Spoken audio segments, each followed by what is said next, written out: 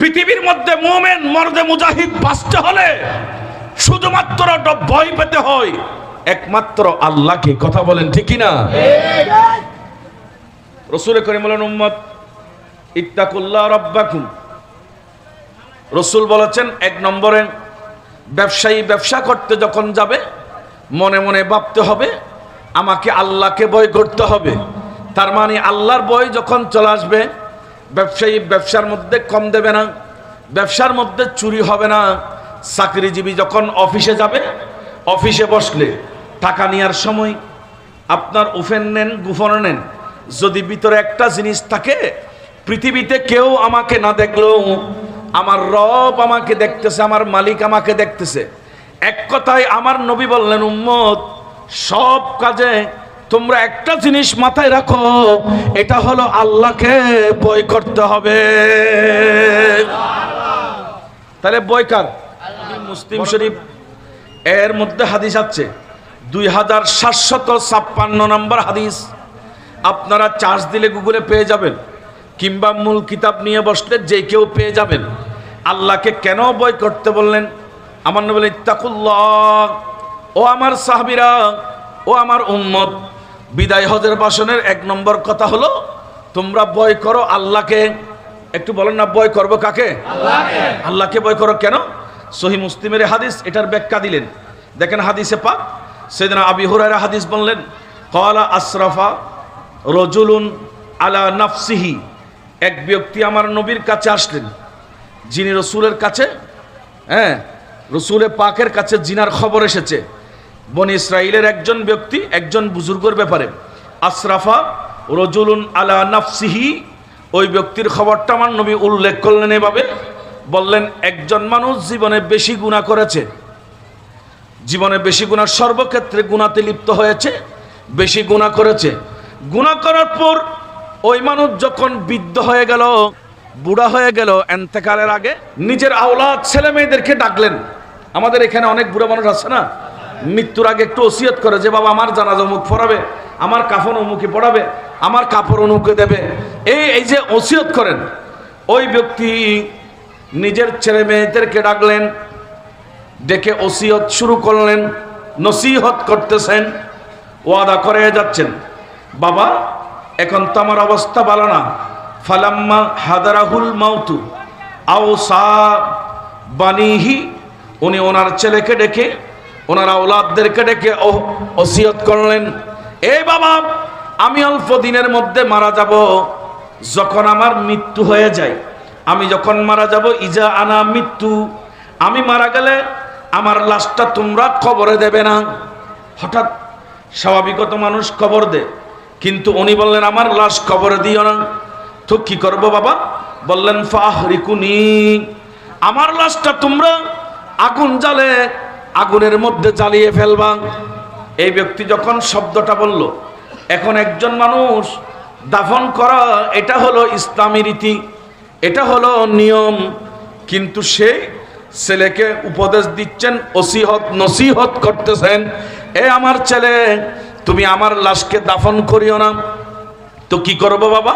বললেন তুমি আমার লাশটা ফাহরিকুনি, জ্বালিয়ে ফেলবা, এবং যারা জ্বালিয়ে ফেলার পর সুম্মা ইস্তাহাকুনি, এই লাশটার জ্বালার পর যে কয়লা হবে, যে অংশগুলা থাকবে, এগুলাকে ভালো করে ফিসে ফেলবা। আর দেশত মরিচ বাড়াতে মাইফল এলে ফাড়াত হতে বাড়ি ফেলেবে, ভালো করে ফিসে ফেলবা। সুম্মা রুনি, ফিসার পর যখন সেখানে ছাই হয়ে যাবে, পাউডার হয়ে যাবে, ফি রিহি ফিল বাহারি, আমার ওই ছাইগুলো, আমার ওই অংশগুলো তুমি আর দেরি করবে না, বাতাসের মধ্যে উড়াই দিবা, নদীর মধ্যে ফেলে দিবা।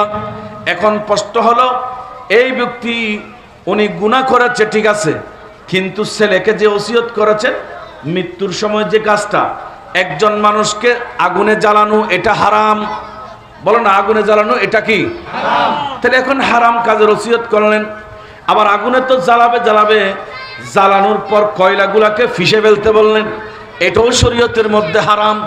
এবং আপনি যদি চিন্তা করেন পাউডার করে ছিটে দিয়া, এটাও হারাম, এটাও নিষিদ্ধ। কিন্তু ওই মানুষ নিজের ছেলেকে উপদেশ দিচ্ছে, বাবারে শুনো, আমি যখন ইন্তেকাল করব, মারা যাব, ও আমার ছেলে, আমার লাশটা তুমি দাফন করবে না, কবরে দেবে না, বরং আমার লাশটা জ্বালিয়ে পুড়িয়ে তুমি সমুদ্রের মধ্যে ছিটে দাও, বাতাসের সাথে উড়াইয়া দাও। বাবা কেন এই কথা বললেন, কারণ কি? বাবা উত্তর দিলেন, ফাওয়াল্লাহ, আল্লাহর কসম করে বলতেছি, লাইন কাদারা আলাইয়া রব্বি লা ইউআযিবানি আযাবা মা আযাবাহু বিহি আহাদান। বললেন, ও আমার ছেলে, আমি আমার জীবনে গুনাহ ছাড়া কিচ্ছু করি নাই, আমি আল্লাহকে মানি নাই, আমি আল্লাহর হুকুমের মধ্যে থাকি নাই, সর্বদা গুনাহ করেছি। ও আমার ছেলে, আল্লাহ যদি আমাকে ধরতে পারে তাহলে এমন আযাব দেবে, আমার বিশ্বাস, আমার মনে হয় আল্লাহ সৃষ্টি জগতে আর কাউকে এমন আযাব দেবে না যে আযাব আমার জন্য রেখেছে, যাতে আল্লাহ আযাব দিতে না পারে। সেজন্য আমার লাশকে তুমি জ্বালিয়ে ফেলবা এবং ছাই করে ফেলবা, এগুলা বাতাসের সাথে উড়িয়ে দেবা। এই কথা বলে যখন নসিহত করলেন, আপনার ওনার মৃত্যু যখন হয়ে গেল, দেখা যাচ্ছে কলা, ফাফআলু যালিকা বিহি, উনি যেভাবে বললেন ছেলেরা সেভাবে করলেন। ইন্তেকাল হওয়ার পর আগুন জ্বেলে লাশকে জ্বালিয়ে ফেললেন, জ্বালানোর পর ফাউটার করলেন, ওই ফাউটারগুলো আবার দেখা যাচ্ছে বাতাসের সাথে উড়াইয়া দিলেন। উড়াইয়া দেওয়ার পর ওই লাশ যখন এইভাবে করতেছে, এখন লাশকে জ্বালাচ্ছে, লাশকে পাউডার বানাচ্ছে, লাশকে এতগুলা করতেছে, পৃথিবীতে কেউ না দেখলেও, কেউ প্রতিবাদ করতে না পারলেও, না বললেও, কিন্তু সব কিছু আমার নবী বলতেছে আমার আল্লাহ দেখতেছে। সব কিছু দেখতেছে কে? পিছনের বয়ল বড় করে খন্না খনস থেকে রাসূল পাকের হাদিস। লাশ জ্বালাচ্ছেন, বলছে না, আল্লাহ যাতে আমাকে ধরতে না পারে। আচ্ছা, জ্বালিয়ে ফেললে আল্লাহ ধরতে পারে না? বড় করে বলেন না। আমার আল্লাহ সব কিছু পারেন। নবীজি ব্যাখ্যা দিলেন, ফাকালা লিয়াল আরদি আদ্দি মা আখাস্তি।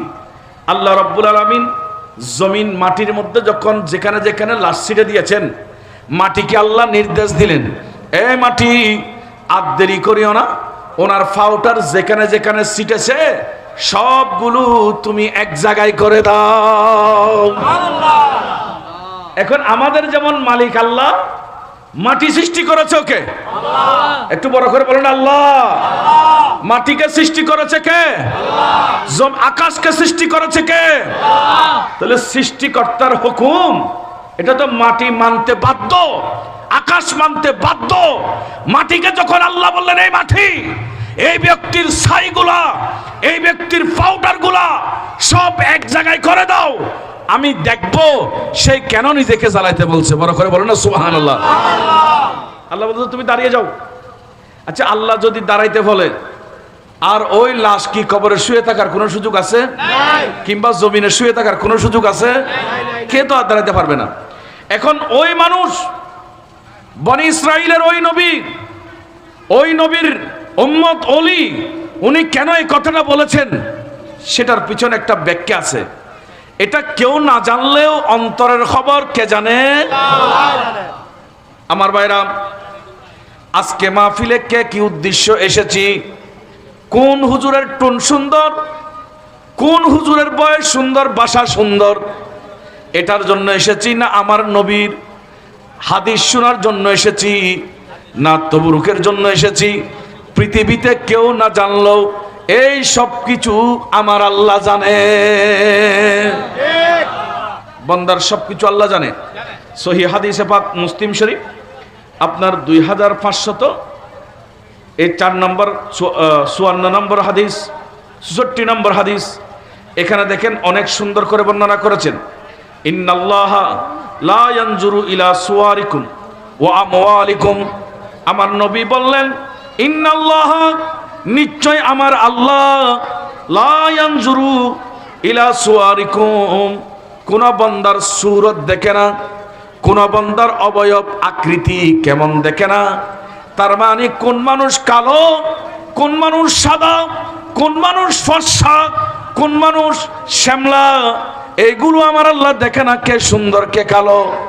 আল্লাহ আরো দেখে না বান্দার ওয়া আমওয়ালিকুম, কোন মানুষ পয়সাওয়ালা, কার কাছে বেশি মাল আছে, কার কাছে বেশি টাকা পয়সা আছে, এই জিনিসটা আমার আল্লাহ দেখে না।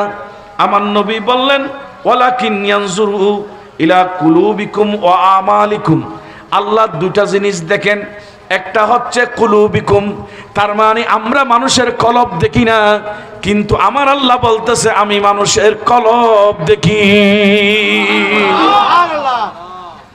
আমরা তো মানুষ, অনেক সময় মানুষের সুরত দেখি। এই এমপি সাহেব এসেছে, প্রধানমন্ত্রী এসেছে, চেয়ারম্যান সাহেব এসেছে, মেম্বার সাহেব এসেছে, মাতব্বর সাহেব এসেছে, অমুক সাহেব এসেছে, অমুক ব্যবসায়ী এসেছে, এরে মেজবানের নলা দাও, খানা দাও, অমুক দাও, সমুক দাও, চেহারা দেখে। কথা বলো না, কি দেখে? আছে না, আছে না, সমাজে আছে না, এগুলো আছে না। আবার বড় টাকাওয়ালা আসলে অমুক ভাই এসেছে, ওনাকে সব কিছু দাও। মানুষ দেখে চেহারা, বলেন না, মানুষ দেখে কি?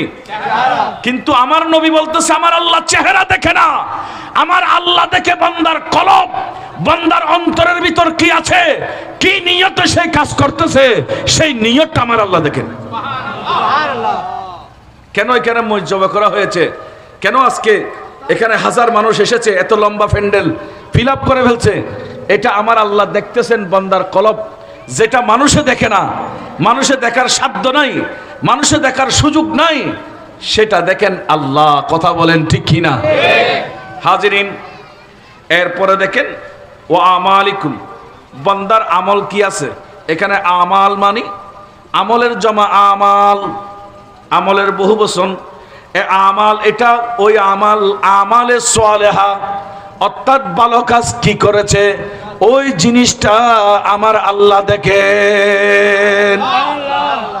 এখন কথা হলো, যেই বনি ইসরাইলের যেই বুজুর্গ বলেছেন আমার লাশকে জ্বালিয়ে ফেলো, আমার লাশকে পুড়ে ফেলো, পাউডার করে ফেলো, এটা ছিটে দাও, নিজের লাশটা জ্বালাইতে বললেন। এটা আমার কথা নয়, সহিহ মুসলিম শরীফ আমি বলেছিলাম 2756 নম্বর হাদিস। আবি হুরায়রা, নবীর যিনি বেশি পাগলা সাহাবা, আমার নবীর জন্য যিনি দেওয়ানা, সাহাবায়ে কেরামের মধ্যে যিনি সবচাইতে বেশি হাদিস বর্ণনা করেছেন, এই আবি হুরায়রা বলতেছে এই হাদিস আমি স্বয়ং আমার নবীর জবানে শুনেছি।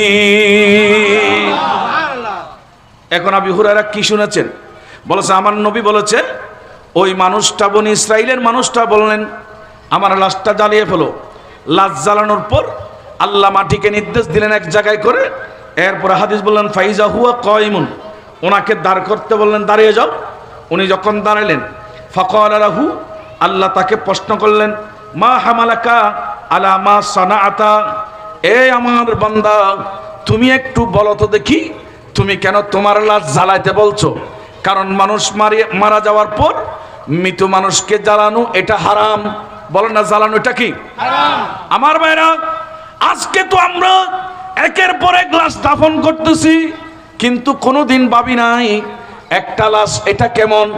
আমার নবী বললেন উম্মত, কোন একজন মানুষ যখন মারা যায় ওনাকে তোমরা গোসল দেওয়ার সময় নরম হাতে ধরো, খাটে তোলার সময় নরম হাতে ধরো, এবং গোসল দিবে একবার, বারবার গোসল হবে না লাশকে। যদি ময়লা বের হয় পরিষ্কার পুছে নিবা। কারণ কি, বারবার কেন ওনাকে আমরা ধরব না? নবী বললেন, সহিহ হাদিসে পাকের মধ্যে আছে, আমার নবী বললেন একটা জান ভিতর থেকে তাড়াতাড়ি বের হয় না, প্রাণ বের করার জন্য মালাকুল মউত ওনাকে চিপতে চিপতে শরীরের জোড়াগুলা ছুটে গিয়েছে। সেজন্য 5 ফুট মানুষ মারা গেলে এটা 6 ফুট লম্বা হয়ে যায়, 6 ফুট থাকলে দুনিয়াতে এটা 7 ফুট হয়ে যায়। তার মানে ওনার যতগুলো জোড়া আছে, শরীরের যতগুলো জোড়া কল আছে, এগুলা সব খুলে যায়। সেজন্য ওনার শরীরে কষ্ট হয়।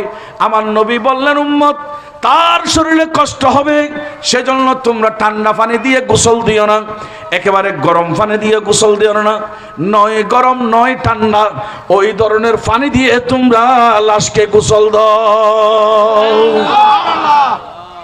এবং পানির মধ্যে কুল ফাতা দাও, বড়ই ফাতা দাও। আছে না? এসে না? বড় করে হন না ও ভাই, ফটিয়ার ভাই হল কেন খেয়াল করুন, বড়ই ফাতা দিয়ে পানি গরম করে। আর দেশের জাতীয় ফল কি? বড় জাতীয় ফল না ভাই? খাটল, খাটাল, কাঁঠাল। আর জাতীয় ফলের নাম কি?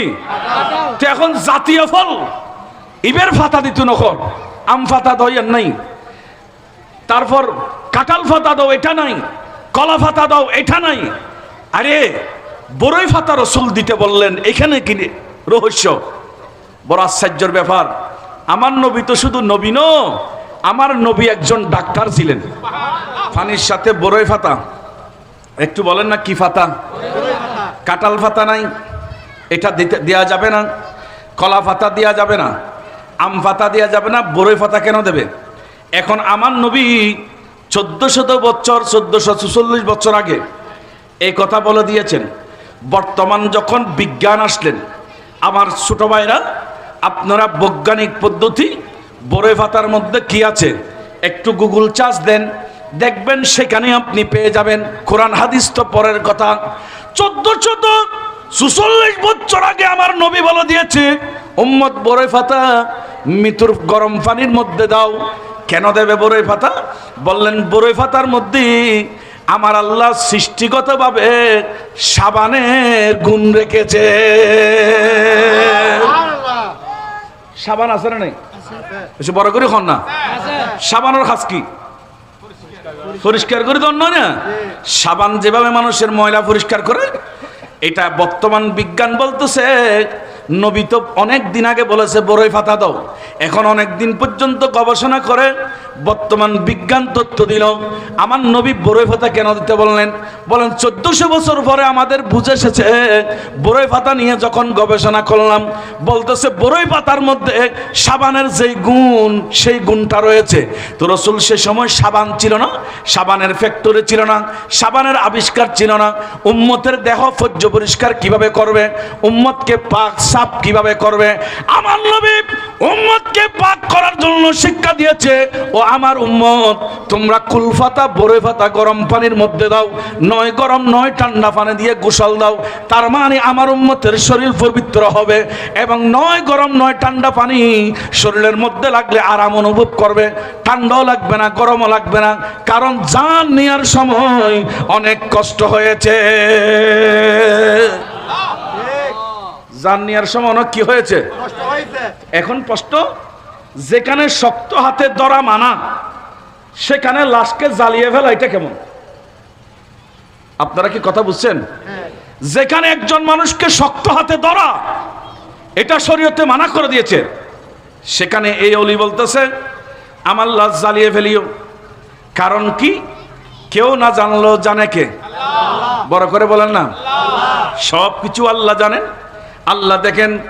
এখন দেখেন রব্বুল আলামিন বললেন মা সানাতা, এ আমার বান্দা তুমি কেন তোমার লাশ জ্বালাতে বলছো? তখন উনি উত্তর দিলেন ফাকালা খাশিয়াতুকা ইয়া রাব্বি আও কালা মুখাফাতাকা, আল্লাহ আমি লাশ জ্বালিয়ে ফেলতে বলছি আপনার ভয়ে। আল্লাহ আপনার ডরে। ওই আমি যে বলছি ইত্তাকুল্লাহ, আল্লাহকে ভয় করো, প্রথম ভাষণ ছিল বিদে হজের। আল্লাহ আমার লাশ জ্বালাতে বলছি আপনার বয়ে। কিরে আমার বয়ে কেন তুমি লাশ জ্বালাতে বলছো? বলো আল্লাহ আমি আমার 60 বছর 70 বছর 30 বছর জীবনে আমি কোনোদিন ভালো কাজ করতে পারি নাই, আমি ভালো কাজের চেয়ে গুনাহ বেশি করে ফেলছি। আল্লাহ আমার অন্তরে চলাচ্ছে কবরে যাওয়ার সাথে সাথে ওই ছোট্ট কবরে কিভাবে থাকবো? সেখানে তো আযাব হবে, শান্তি হবে না, শাস্তি হবে। আল্লাহ থাকবো কিভাবে? ভয়ে বলছি আমাকে জ্বালানোর জন্য, আমাকে জ্বালিয়ে ছাইগুলো উড়িয়ে দেওয়ার জন্য। আমার আল্লাহ বললেন তুমি বলতে হবে না, আমি তো তোমার কলব দেখেছি, কি জন্য তুমি কাজ করেছ। এই শব্দ বলতে বলতে আল্লাহর ভয়ের কথা যখন বললেন, আমার আল্লাহ খুশি হয়ে বললেন ফাগাফারা লাহু বিযালিকা, ও আমার বান্দা তুমি যখন আমাকে ভয় করেছ, যাও যাও যাও, তোমার বিগত জীবনে যত গুনাহ ছিল আমি আজকে সমস্ত গুনাহকে মাফ করে দিলাম এবং তোমাকে জান্নাতি ঘোষণা করলাম। আল্লাহর বই বলো না কি? এই রসুল কথাটা বলেছেন বিদায় হজের ভাষণে। আমার নবী বলেন উম্মত, প্রথম এই হাদিসে 5টা কথা বলেছেন, ওখান থেকে একটা হলো ইত্তাকুল্লাহ রাব্বাকুম, বান্দা তোমরা তোমাদের রব তোমাদের মালিককে ভয় করো। আমার ভাইরা, আমরা তো আজ নিজের পরিচয় নিজে জানি না। আমরা নিজের পরিচয় আগে নিজে জানতে হবে। হাদিসে পাক নবী বলেন, মান আরাফা নাফসা ফাকাদ আরাফা রাব্বা। যে ব্যক্তি নিজেকে নিজে চিনে নাই, সে তো রবকে, আল্লাহকেও চিনবে না। হুজুর, এখন আমি আমাকে চিনবো মানে? বললেন, তুমি তোমাকে চিনার অর্থ হলো তুমি হলা গোলাম আর আল্লাহ হলো মালিক। সুবহানাল্লাহ হবেন? আমরা তুমি কি কষ্ট লান এখনো খন নবীর উম্মত পায় নবী ব্যাগিন বাঙ্গি বাঙ্গি হই দে সন মান আরাফা নাফসা ফাকাদ আরাফা রাব্বা। আমার নবী বললেন, উম্মত সমস্ত কিছু শিখাই দিচ্ছি, তুমি নিজেকে নিজে চিনো। হুজুর, নিজেকে নিজে চিনা মানে কি? আমার মালিক যখন একজন আছে তাইলে আমি গোলাম। গোলামের আর কোনো অহংকার থাকে না। আপনি অফিসার হন, আপনি প্রাইম মিনিস্টার হন, আপনি বাংলাদেশের প্রধানমন্ত্রী হলেন, আপনি মন্ত্রী হন, ব্যবসায়ী হন, সর্দার হন, মাতব্বর হন, রাষ্ট্রপতি হন, সমাজপতি হন, শিক্ষাবিদ হন, প্রফেসর হন, প্রিন্সিপাল হন, আপনি যাই হন না কেন, মাথায় একটা জিনিস থাকবে, আমার আল্লাহ আমার মালিক, আর আমি হচ্ছি একজন গোলাম। আচ্ছা, গোলাম যখন নিজেকে ভাববেন, আর কি কোনো প্রকারের অহংকার থাকে? বড় করে বড় থাকে? তো ইমামে গজ্জালি উনি লিখলেন, এ আমার নবীর উম্মত, একটু গভীর মনোযোগ দিয়ে শুনেন। ইমামে গজ্জালি বললেন, কি নিয়ে অহংকার করো, কি নিয়ে নিজেকে বড় ভাবো? একটু ভাবে দেখো না, আমরা সকলে তো এক একজন পায়খানা পরিষ্কার করে আমরা মেহতর। বললেন কেমন? বলো, দেখো, একজন মানুষ সুস্থতার জন্য দৈনিক একবার পায়খানা করার শর্ত, এটা ডাক্তারিক পরামর্শ, অবশ্যই একবার পায়খানা করতে হবে। হুজুর, একবার পায়খানা করতে না পারলে এটা বন্ধ হয়ে গেলে মানুষ অসুস্থ রোগী হিসেবে চিহ্নিত হয়, হাসপাতালে যেতে হয়, পেটের ব্যথা শুরু হয়ে যায়। এখন প্রশ্ন হলো, ইমামে গজ্জালি বললেন, তুমি পায়খানা করে নিজের হাত দ্বারা নিজে পরিষ্কার করো। তো যে মানুষ পায়খানা পরিষ্কার করে, তার মধ্যে আবার কিসের অহংকার, তার মধ্যে আবার কিসের গৌরব? তার মানে আমরা তেমন কিছু নয়, আমরা দুনিয়াতে একজন মাত্র ময়লা পরিষ্কারকারী, আমরা একজন গোলাম। এই ভাবনা যদি কোনো মানুষের দিলে থাকে, তার অন্তরে সবসময় আল্লাহর ভয় কাজ করবে। তাহলে ভয় করতে হবে কাকে? একটু বড় করে বলেন না। পৃথিবীতে আর কাউকে ভয় করার কোনো সুযোগ নাই। ভয় থাকবে একমাত্র আল্লাহর। এখন আল্লাহর ভয় থাকাতে, আল্লাহর ভয়কে অন্তরে নিয়াতে এই ব্যক্তি পার পেয়ে গেলেন, কারণ আল্লাহ দেখেছে ওনার অন্তরে আল্লাহর ভয় আছে। সুবহানাল্লাহ বলেন না। আমার ভাইরা, এক নম্বর কথা চলে গেল।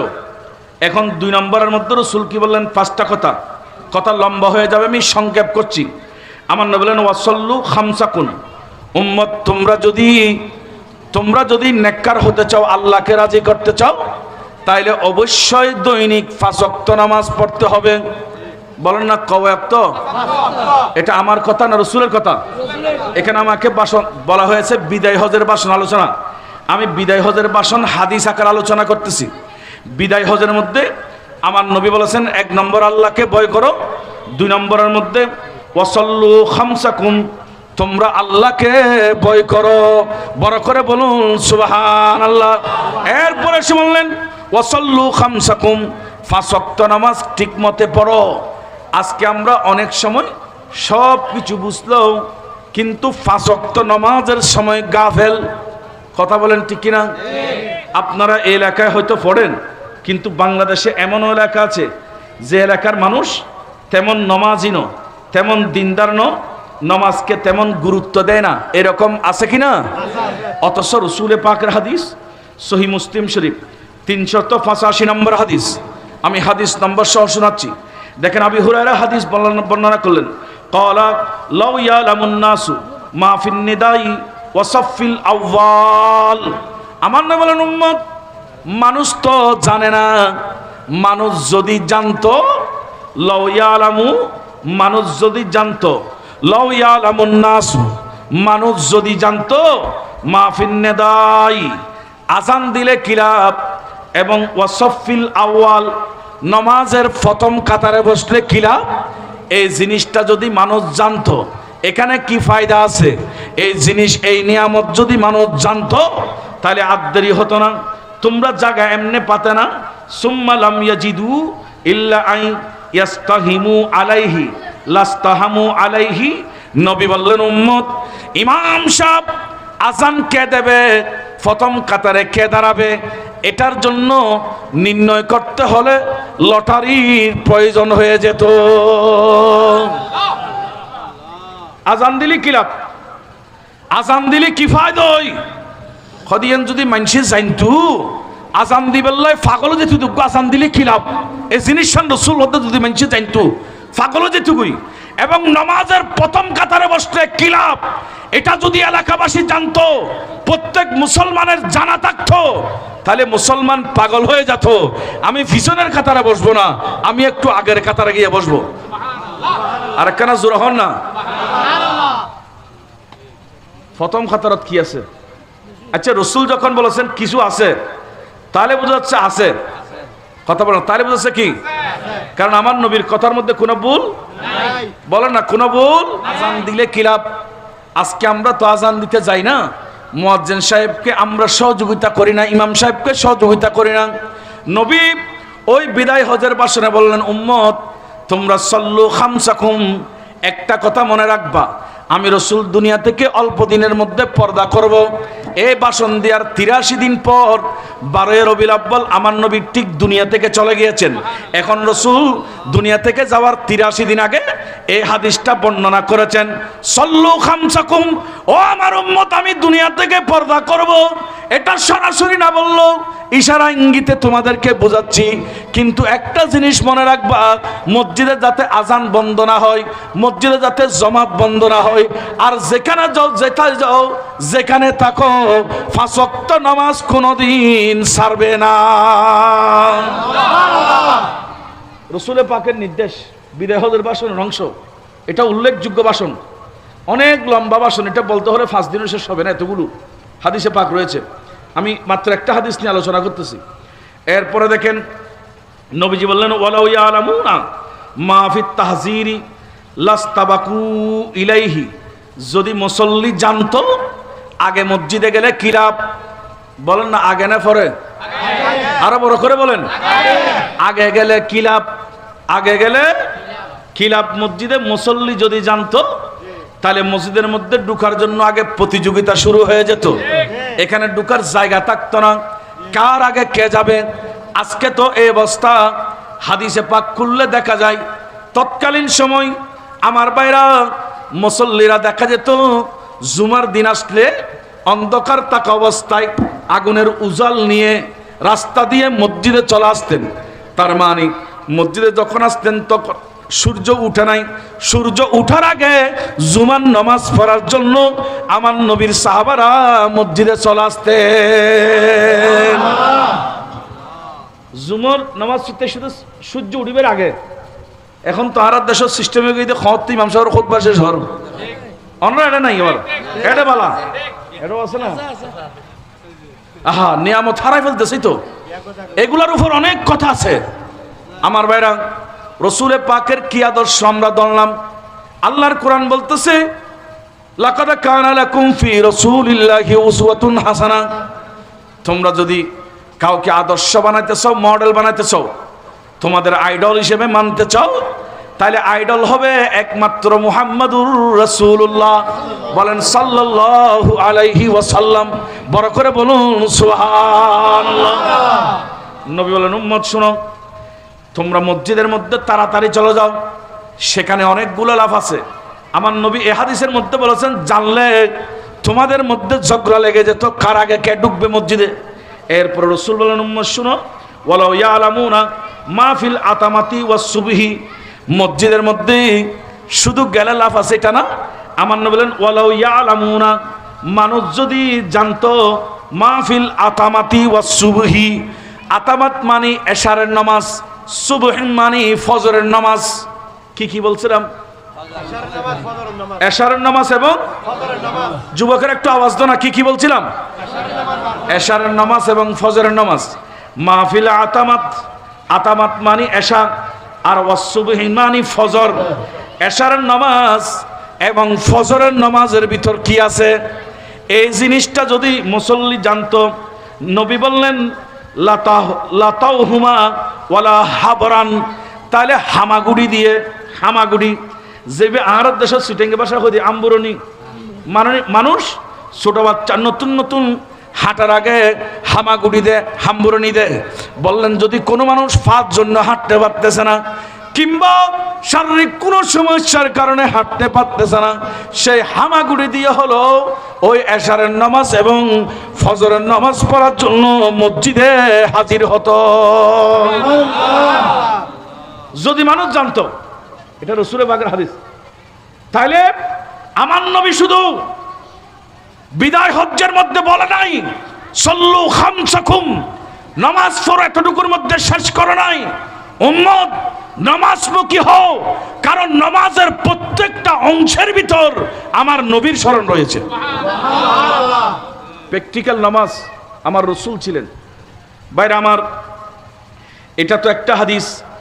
আর একটা হাদিসে পাক দেখেন, আমার নবী সাহাবা হযরত আনাস ইবনে মালিক হাদিস বর্ণনা করলেন, সহিহ বুখারী শরীফ, বুখারী শরীফ 6823 নম্বর হাদিস, অনেক লম্বা হাদিস। মূল পয়েন্টের মধ্যে চলে আসি। আনাস ইবনে মালিক বললেন, কুনতু ইনদান নবী, সবাই বলি সাল্লাল্লাহু আলাইহি ওয়াসাল্লামা। আমি সবগুলো হাদিসে পাক শোনাচ্ছি, গভীর মনোযোগ। উনি বললেন, আমি রাসূলের সামনে বসা ছিলাম, হঠাৎ করে ফাজাহু রাজুলুন, দেখলাম আমার নবীর কাছে একজন মানুষ চলে এসেছে। ফাজাহু রাজুলুন, একজন ব্যক্তি এসে বললেন, ফাকালা ইয়া রাসূলুল্লাহ ইন্নী আসাবতু হাদ্দান, ইয়া রাসূলুল্লাহ আমার উপর হাদ দেন, হাদ, হাদ মানে আমার উপর শাস্তি দেন। ইয়া রাসূলুল্লাহ আমি গুনাহ করেছি, আমাকে গুনার শাস্তি দেন। আমার ভাইরা, আমরা তো গুনাহ করলে গোপন রাখি, চুরি করে গুনাহ করি, মানুষের সামনে প্রচার করতে চাই না। নবীর সাহাবারা কোনো প্রকার ভুল যদি হয়ে যেত, গোপনে যদি কোনো ভুল হতো, এরা ভিতরে ভাবতেন, হায়রে আজকে যদি আমরা এই পাপের কথা গোপন রাখি, কালকে কিয়ামতের ময়দানে লক্ষ কোটি সৃষ্টির মাঝখানে আমার এটা প্রচার করতে হবে। কিন্তু এর চেয়ে আমার জন্য ভালো হবে নবীর দরবারে গিয়ে এটা প্রচার করা। এরা আমার নবীর দরবারে এসে বলতেন, ইয়া রাসূলুল্লাহ, ইয়া হাবিবাল্লাহ, নবীর আমি ভুল করেছি, আমার অপরাধ হয়েছে। ইন্নী আসাবতু হাদ্দান, ইয়া রাসূলুল্লাহ আমার উপর হাত দেন, অর্থাৎ গুনার শাস্তি দেন। বড় করে বলুন সুবহানাল্লাহ। নবীরে আমাকে গুনার একটু শাস্তি দেন, আমি গুনাহ করেছি। আমার নবী চুপচাপ। আনাস বলতেছেন, হযরতে আনাস রাদিয়াল্লাহু আনহু বললেন, ওয়ালাম ইয়াসআলহু আনহু, রাসূল তাকে কিছুই প্রশ্ন করে নাই, কি গুনাহ করেছো, কোথায় করেছো, কিভাবে করেছো, কিছুই জিজ্ঞেস করে নাই। নবী একদম নীরব নিস্তব্ধ হয়ে আছে। ওই সাহাবী বলতে আছে বারবার, ইয়া রাসূলুল্লাহ আমি তো গুনাহ করেছি, ইন্নী আসাবতু হাদ্দান, হুজুর আমাকে শাস্তি দেন, ইয়া রাসূলুল্লাহ আমাকে শাস্তি দেন, ইয়া রাসূলুল্লাহ আমাকে শাস্তি দেন।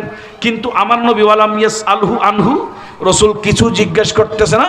রাবি বলতেছে, এইভাবে চুপচাপ থাকতে থাকতে থাকতে থাকতে দেখলাম কলা ওয়া হাদারাত সালাতু, কিছুক্ষণের মধ্যে নামাজের টাইম হয়ে গেল।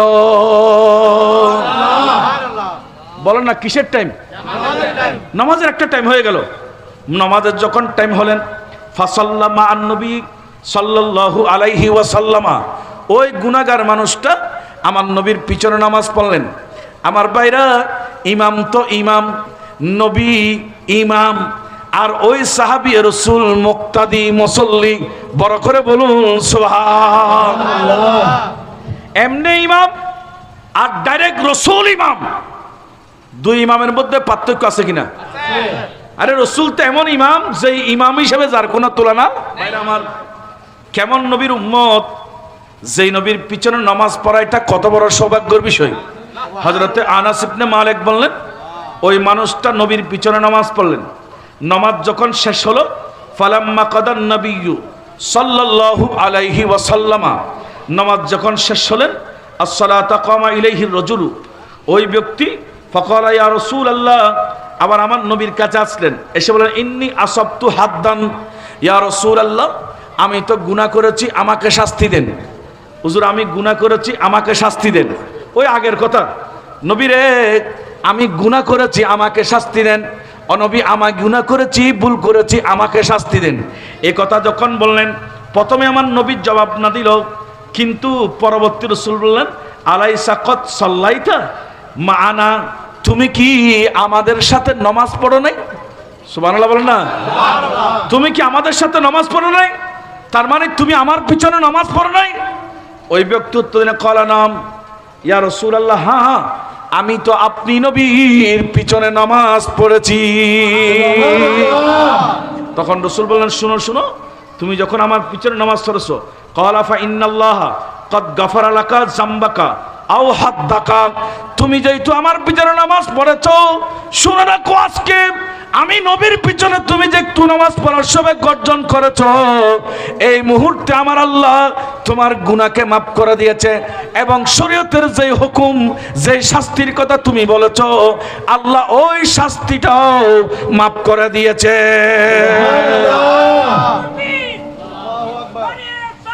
ইয়া রাসূলুল্লাহ,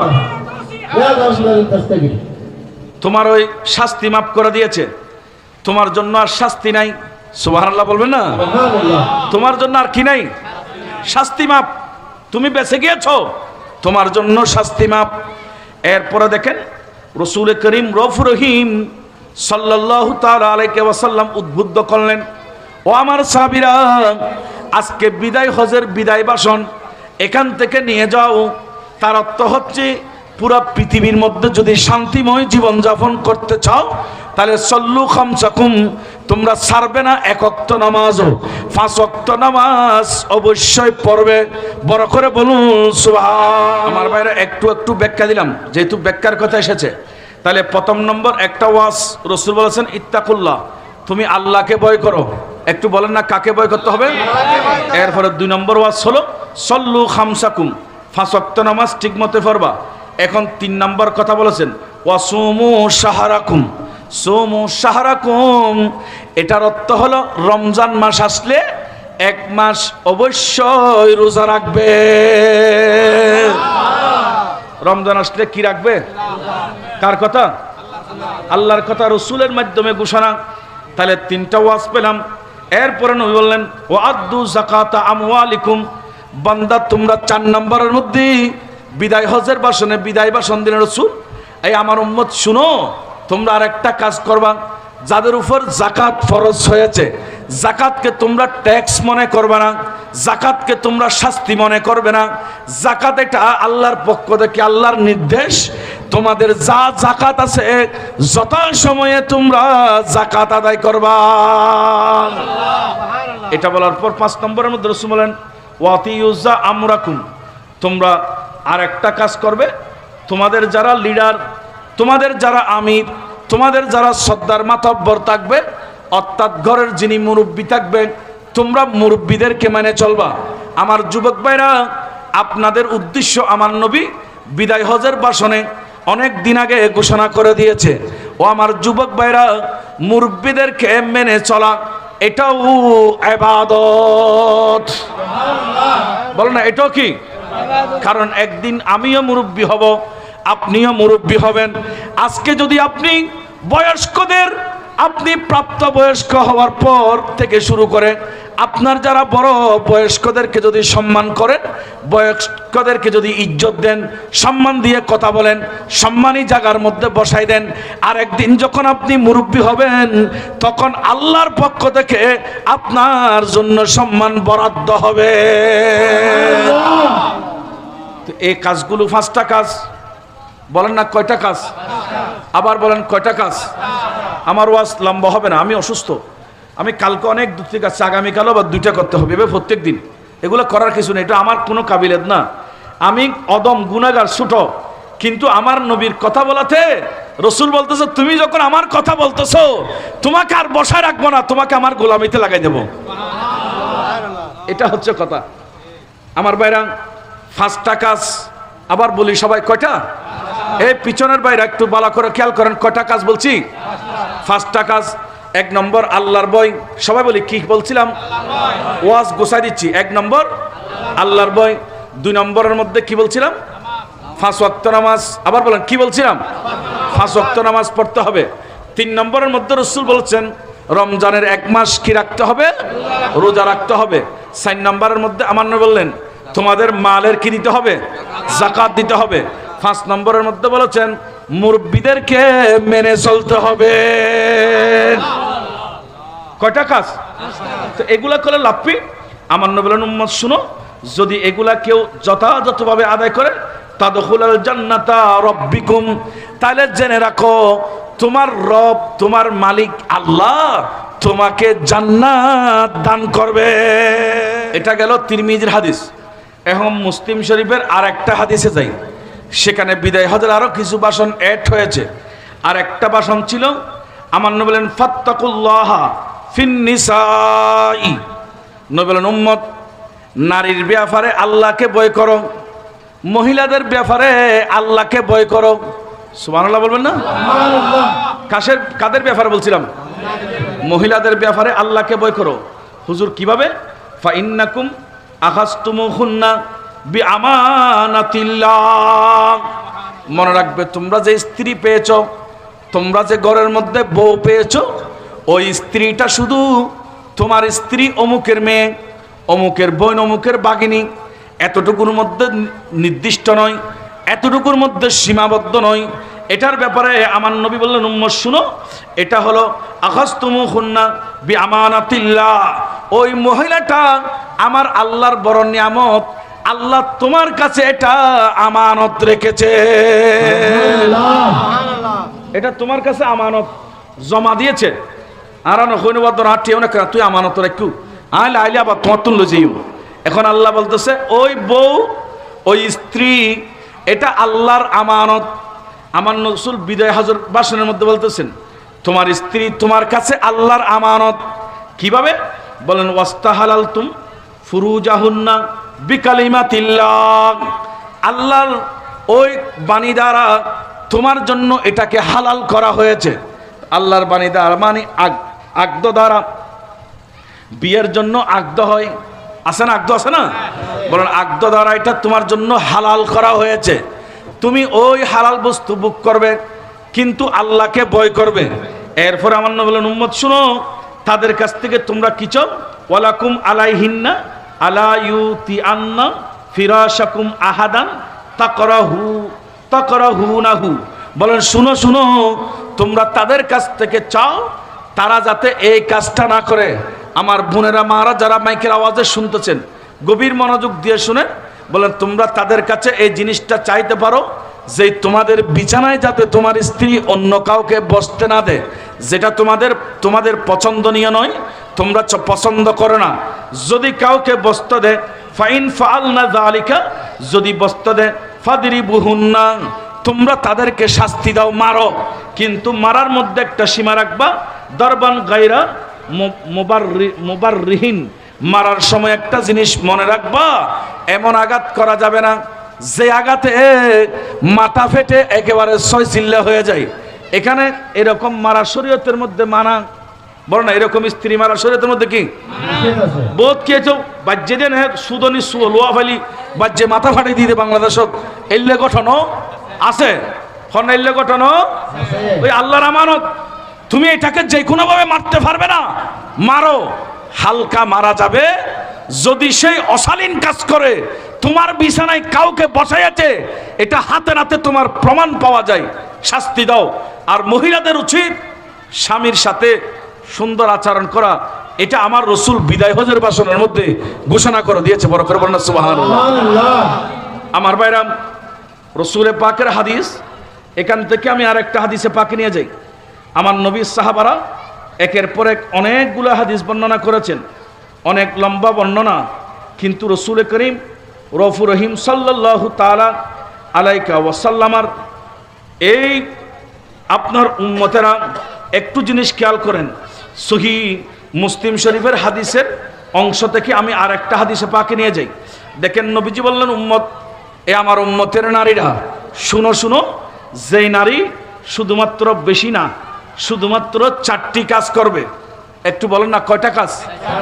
4টি কাজ করবে। নবী বললেন দাখালাত মিন আইয়ি আবওয়াবিল জান্নাতি শাআ দাখালাত। আবওয়াব আরবিতে বাবুন মানে দরজা, বাবের জমা বহুবচন হলো আবওয়াব। বললেন ওই ব্যক্তির জন্য, ওই মহিলার জন্য, তাহলে আল্লাহ একটা দুটা না, আবওয়াবিল জান্নাহ, জান্নাতের যতগুলো দরজা আছে সমস্ত দরজা খুলে দেবে। কিন্তু কাজ করতে হবে 4টা। একটু বলো না, কাজ করতে হবে কয়টা? মহিলা যদি 4টা কাজ করে, তার জন্য 8টা ব্যস্তের মধ্যে 16টা গেট রয়েছে, কিংবা 8টা ব্যস্তের মধ্যে 8টা বড় গেট রয়েছে, ছোট গেট রয়েছে। আমার নবী বলছেন সবগুলো ওপেন করে দেবে এবং ওনাকে এখতিয়ার দেবে, ক্ষমতা দেবে। এই নারী, তুমি যখন 4টা কাজ করতে পেরেছো, তোমার যেই দরজা দিয়ে মন চাই, যেই গেট দিয়ে মন চাই, তুমি সেই গেট দিয়ে আল্লাহর জান্নাতে প্রবেশ করো। এগুলা কি কি? কথাটা খুব ভালো করে হাদিসে পাক দেখেন, এগুলা কি কি? আমার নবী বলেন সাল্লাতিল মারাতু খামসাহা, একজন মহিলার প্রথম কাজ 5 ওয়াক্ত নামাজ পড়তে হবে। বলো না কয় ওয়াক্ত? তাহলে একটা মহিলার প্রথম কাজ 5 ওয়াক্ত নামাজ বরাবর আদায় করতে হবে। 2 নম্বরে বলেন ওয়াসামাত শাহরাহা, মাহে রমজানের 1 মাস রোজা রাখতে হবে। 3 নম্বর কাজ বলেছেন ওয়াহাসানাত ফারজাহা, নিজের লজ্জাস্থানকে রক্ষা করবে, নিজের লজ্জাস্থান যেখানে সেখানে ব্যবহার করবে না। 4 নম্বরের মধ্যে হচ্ছে ও আতাআত বালাহা, নিজের স্বামীর আনুগত্য করবে, স্বামীকে মেনে চলবে। এই 4টা গুণ যদি কোন মহিলার মধ্যে পাওয়া যায়, রাসূল বললেন ওই মহিলা জান্নাতি। সুবহানাল্লাহ। হওয়ান গুণ কইলাম 4 গুণ মাত্র, বেশি না, 4 গুণ। আর মাওয়াল বইনল যদি চায় 4 গুণ লই জান্নাতে যেতে পারে। কথা বলেন ঠিক কিনা? রাসূল বিদায় হজের ভাষণে বলে দিয়েছে, উম্মত, আমার উম্মতের নারীরা সাবধান, তোমাদেরকে আল্লাহ বলেছে আল্লাহর আমানত। আর ওই আল্লাহর আমানত যদি মার্কেটে ঘুরে, আল্লাহর আমানত যদি বেপরদায় ঘুরে, এটার কোনো দাম নাই। বড় করে খন্না, কোনো দাম নাই, এটা মর্যাদা নাই, মূল্য নাই, এটা খরচ হয়ে যাবে। বলছো কিরকম? আরে আমাদের রসুলের যিনি স্ত্রী, যারা স্ত্রী ছিলেন, রসুলের স্ত্রীরা আমাদের মা। একটু বলেন না, রসুলের স্ত্রীরা আমাদের কি? মাদেরকে ছেলে দেখলে কোনো অপরাধ নাই। মাকে ছেলে দেখলে কোনো অপরাধ আছে? কথা বলেন না, কোনো অপরাধ আছে? কিন্তু হাদিসে পাক কি প্রমাণ দিচ্ছে দেখেন, সহিহ তিরমিজি 2778 নম্বর হাদিস। হাদিসে পাক আছে উম্মে সালামাতা রাদিয়াল্লাহু তাআলা আনহা, উনি বর্ণনা করলেন আন্নাহা কানাত ইনদা রাসূলুল্লাহি সাল্লাল্লাহু আলাইহি ওয়াসাল্লামা ওয়া মাইমুনাতু, আমি এবং আমার নবীর স্ত্রী মাইমুনা, আমরা 2 জন রাসূলের স্ত্রী নবীর সামনে বসা ছিলাম। সুবহানাল্লাহ বলবেন না? নবীর স্ত্রীরা বলতেছে আমরা 2 জন নবীর সামনে বসা ছিলাম। এমন টাইমে আমরা দেখলাম হঠাৎ করে ফাবাইনামা নাহানু ইনদাহু আকবালা উম্মে মাকতুম রাদিয়াল্লাহু তাআলা আনহু, আমার নবীর একজন সাহাবা ছিলেন যার নাম হচ্ছে উম্মে মাকতুম। ফাদাহালা আলাইহি, তিনি আমাদের কাছে আসলেন। কিন্তু ওই সাহাবী যখন আমাদের কাছে আসলেন, রাসূল করিম রউফুর রহিম সাল্লাল্লাহু আলাইহি ওয়াসাল্লাম আমাদেরকে নির্দেশ দিলেন ইহতাজিবা মিনহু, ও আমার স্ত্রী তোমরা একটু পর্দার ভিতর চলে যাও। তখন নবীর স্ত্রীরা নবীর কাছে বললেন ফাকুলতু ইয়া রাসূলুল্লাহ আলাইসা হুয়াল আমা, নবীরে আপনি যাকে দেখে আমাদেরকে পর্দায় যেতে বলছেন সেই সাহাবী উনি তো আমা। আমা মানি অন্ধ, চোখে দেখে না। কথা বুঝলেন নাই? সাহাবীটা ছিল অন্ধ। বল না, সাহাবীটা ছিল কি? কিন্তু অন্ধ সাহাবী ঘরে যখন আসলেন, রসুলের ঘরে আসার পর রসুল নিজের স্ত্রীকে বলতেছে আমার স্ত্রী তোমরা বসে থাকিও না, ঘরের ভিতর চলে যাও, তাড়াতাড়ি ঘরে প্রবেশ করো। কিরে বাবা কেন? বলেছেন না তোমরা এখানে তাকিও না। তখন নবীর স্ত্রীরা প্রশ্ন করলেন হুজুর উনি তো আমা, লা ইউবসিরুনা ওয়ালা ইয়ারিফুনা, হুজুর লা ইউবসিরুনা, উনি আমাদেরকে দেখবে না, ওয়ালা ইয়ারিফুনা, আমরা কার বউ, কার স্ত্রী, কার মা, কার মেয়ে, কার ছেলে এটা তো উনি বলতে পারবে না, চিনবে না। লা ইয়ারিফুনা, আমাদেরকে চিনবে না। এবং আমাদের কোনো সুরত সেটা দেখবে না চোখে। আমার নবী বললেন, ও আমার স্ত্রী শুনো, তোমাদের মাধ্যমে আমি সারা জাহানের মাদেরকে শিক্ষা দিচ্ছি, সারা জাহানের বোনদেরকে শিক্ষা দিচ্ছি, উনি অন্ধ হলো, তোমরা পর্দার ভিতরে যাও, কারণ তোমরা তো ওনাকে দেখতেছো, তার মানে তোমরাও ওনাকে দেখিও না। বড় করে বলুন সুবহানাল্লাহ। এবেলা কি বুঝবেন? রসুলের স্ত্রী অন্ধ সাহাবা করে গিয়েছে, আর রসুল বলতেছে পর্দার ভিতর চলে যাও। ইয়া রাসূলুল্লাহ, এরা তো অন্ধ, আমাদেরকে দেখবে না, সমস্যা কি? এরা তো আমাদেরকে দেখে কিছু চিনবে না। লা ইবসিরুনা ওয়ালা ইয়ারিফুনা, আমাদেরকে দেখবেও না, চিনবেও না, তা আমরা থাকলে সমস্যা কি? বলছেন না, তোমরা তাকিও না, তোমরা পর্দার ভিতরে যাও। সুবহানাল্লাহ বলবেন না? এখন কি শিখলাম এখান থেকে? কি আসলো? আজকে সমাজ অশান্তি, উশৃঙ্খল। এই উশৃঙ্খল সমাজকে সুশৃঙ্খল করার জন্য, অশান্ত সমাজকে শান্ত করার জন্য, অসুস্থ সমাজকে সুস্থ করার জন্য 12 রবিউল আউয়াল সুবহে সাদেকের সময় ওই মক্কা নগরীতে আল্লাহ আমার নবীকে পাঠিয়ে দিয়েছেন। আর ওই আগমনকে বলা হয় মিলাদুন নবী। সুবহানাল্লাহ। ওই আগমনকে বলা হয় মিলাদ। এটা আমাদের জন্য ঈদ হয়েছে। কথা বলেন না, ঠিক কি না? হাজরিন, কিভাবে বুঝাবো আজকে আমরা কোন সমাজে বসবাস করতেছি? অনেক ভাইরা বিদেশে গিয়ে অনেক কষ্ট করেন, কিন্তু বাড়িতে স্ত্রীর অবস্থা খুব খারাপ। কথা বলেন, আছে না? অবস্থা খুব খারাপ। সে আছে মার্কেটে, বলে আমি তোমার ছেলে নিয়ে ডাক্তারের কাছে যাচ্ছি। আপনাদের এখানে নাই, কিন্তু বহু জায়গায় এগুলো আছে। সমাজ কলুষিত হয়ে গেছে। আপনারা বলেন, এই যে আমরা জানাজা পড়লাম, জানাজার নামাজ পড়া এটা ফরজে কিফায়া। একটু বলেন না, ফরজে কিফায়া। বড় করে বলেন, ফরজে কিফায়া। শেষ করে দেব? 12:30 হয়ে গেছে তো, সময় শেষ। আমি তো 12টা খেয়াল করছি। যে আল্লাহ কবুল করুক, আমিন বলেন না। যাকে হাদিসটা শুনে শেষ করতেছি, রসুল পাকের কথা, জানাজার নামাজ ফরজে কিফায়া। কিন্তু মাওলা আলী রাদিয়াল্লাহু তাআলা হাদিস বর্ণনা করেছেন, সহিহ ইবনে মাজার মধ্যে হাদিস আছে 1578 নম্বর হাদিস। আমার মারা, আমার বোনেরা, আমার রসুলের বিদায় ভাষণের সেই বক্তব্য হাদিসে পাকের মধ্যে কিভাবে ফুটে উঠেছে, আমরা কি কোনোদিন একটু গবেষণা করার প্রয়োজন ছিল না? দেখি না, এই শিক্ষায় যদি আমরা শিক্ষিত হই, আজকে বৈশ্বিক যেই সমস্যাদি এগুলো আমাদের কাছে থাকে না, সব সমাধান হয়ে যায়। কথা বলেন, ঠিক কিনা? মূল ব্যাপার তো এখান থেকে। জানাজা ফরক ফরজে কিফায়া। মাওলা আলী রাদিয়াল্লাহু তাআলা আনহু, যিনি বেলায়েতের সম্রাট, যার স্বাক্ষর শিল না পড়লে কেউ ওলি হতে পারবে না। ওলি হওয়ার জন্য মুজাদ্দেদে আল ফেসানি রহমাতুল্লাহ আলাইহি মকতুবাতের মধ্যে লিখেছেন, সর্বপ্রথম দস্তখত লাগবে মাওলা আলীর, এরপরে দস্তখত লাগবে হুজুর গৌসে পাক আব্দুল কাদের জিলানীর। এই দুজনের দস্তখত না হলে কেউ ওলি হতে পারবে না। ওলি হওয়ার জন্য তাদের সাইন লাগবে, দস্তখত লাগবে। মাওলা আলী মুশকিল কুশা, উনি কেমন ছিলেন জানেননি?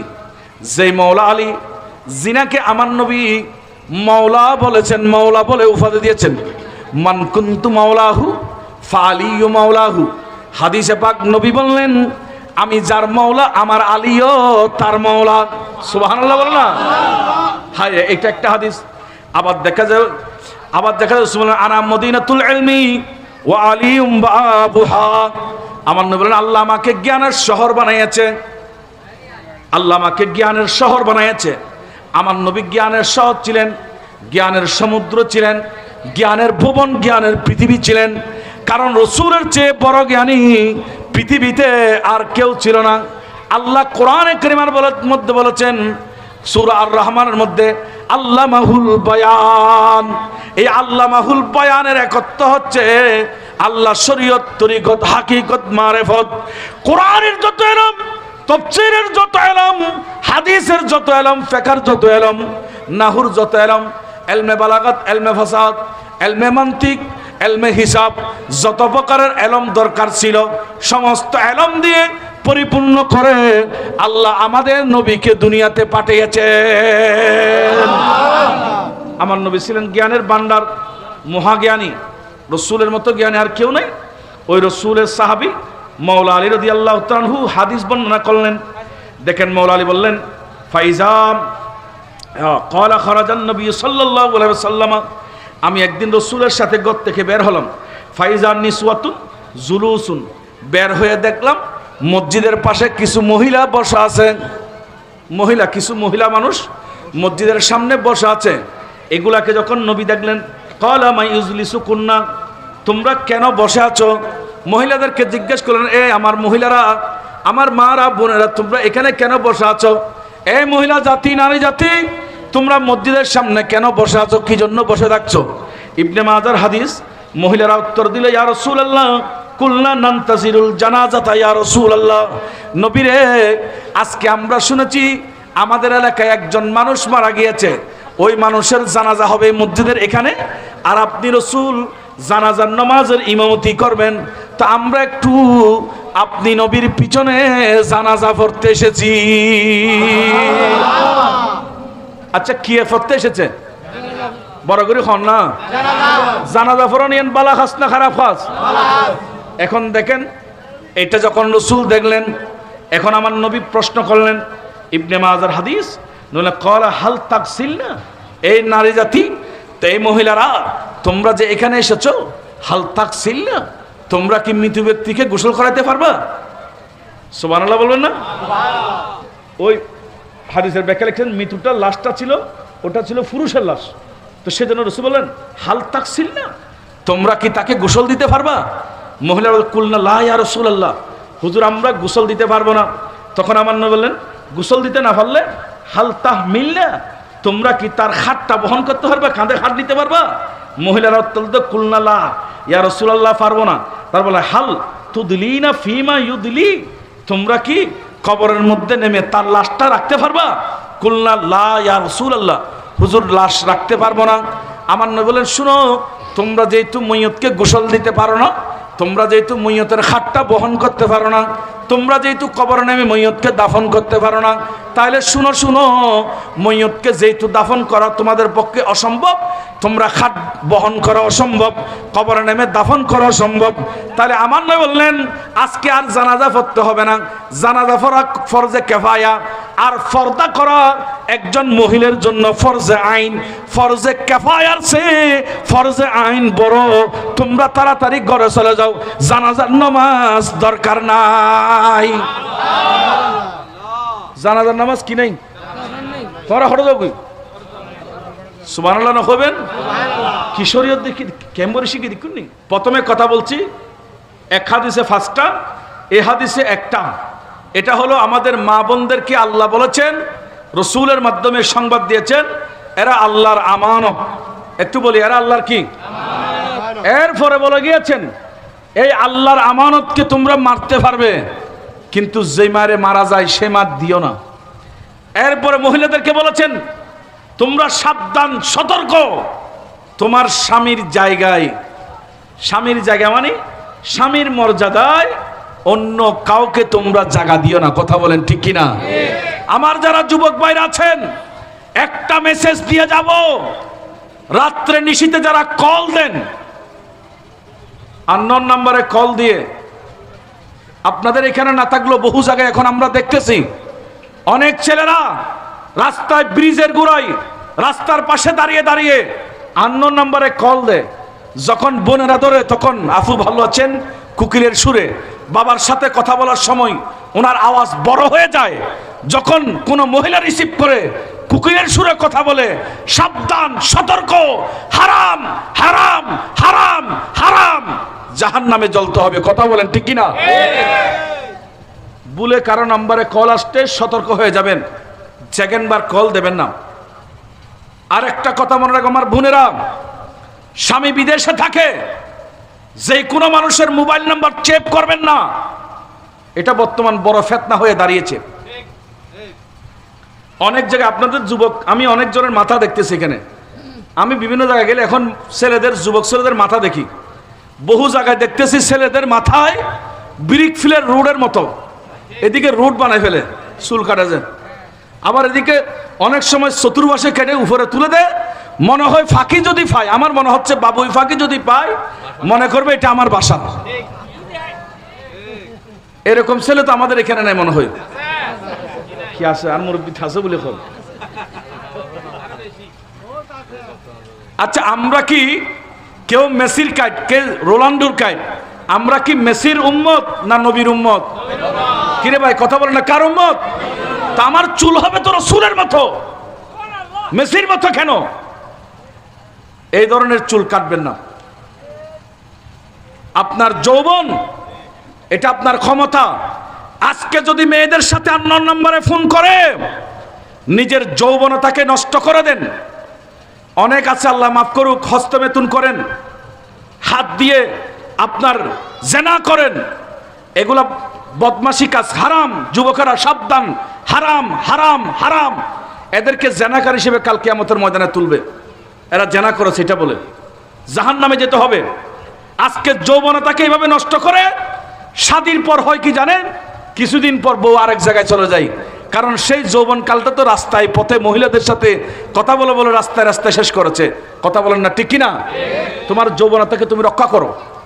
ওয়াশাবাবাকা ক্বাবলা হারামিকা, বুখারী শরীফের হাদিস এবং তিরমিজি শরীফের মধ্যে আছে, অনেক জায়গায় হাদিস আছে। রাসূল আরেক জায়গায় বলেছেন ওয়াশাব্বান নাশা ফি ইবাদাতিল্লাহ, কিয়ামতের দিন আল্লাহ 7 প্রকার মানুষকে আরশের নিচে ছায়া দেবে। তন্মধ্যে এক প্রকার ওই যুবক যেই নিজের যৌবনতাকে কন্ট্রোল করছে। কথা বলেন ঠিক কিনা? রাসূলের সুন্নাহ মোতাবেক চলেন, মাথার চুল বাটাগুলো ভালো করে কাটান। এবং যারা বৃদ্ধ মুরব্বীরা আছেন, বাবা হয়েছেন, একটা হাদিস মনে রাখবেন, আমার নবী বলেছেন কুল্লু মাউলুদিন ইউলাদু আলাল ফিতরাত ফাআবওয়াহু ইউহাফিদানিহি ওয়া ইউনাসসিরানিহি ওয়া ইউমাজ্জিসানিহি। প্রত্যেক সন্তান জন্মসূত্রে মুসলমান। মা বাবা যদি হিন্দু ধর্ম শিক্ষা দেয় সে হিন্দু হয়ে যায়, বুদ্ধিস্ট ধর্ম শিক্ষা দিলে বুদ্ধিস্ট হয়ে যায়, চাকমা ধর্ম শিখাইলে চাকমা হয়ে যায়। তা আপনি যদি ও মুসলিমদের ধর্ম আপনার ছেলেকে শিখেন সেই সেরকম হয়ে যাবে। আপনি বাবা হিসাবে আপনারও কিছু নৈতিক দায়িত্ব আছে, ছেলেকে শাসন করবেন। কোথায় যাচ্ছে রাত্রিবেলায় খবর নেবেন, মেয়ে কোথায় যাচ্ছে খবর নেবেন, নাহলে আল্লাহর দরবারে কিয়ামতের দিন জবাব দিতে হবে। 5 ওয়াক্ত নামাজ নিজেও পড়বেন, ছেলে মেয়েদেরকেও পড়তে বলবেন। যদি নিজে না পড়েন তাহলে ছেলে মেয়েদেরকে পড়তে বললে খুদ আব্বু তুমি না পড়ো আরা করলে পড়তে হইলে কথা হন না ঠিক কিনা? 5 ওয়াক্ত নামাজ পড়বেন, মা বোনেরা পর্দা মোতাবেক চলবেন। আল্লাহ আজকের মাহফিলকে কবুল করুক। যারা কষ্ট করে টাকা পয়সা দিয়ে সাজিয়েছে সবাইকে কবুল করে নাও।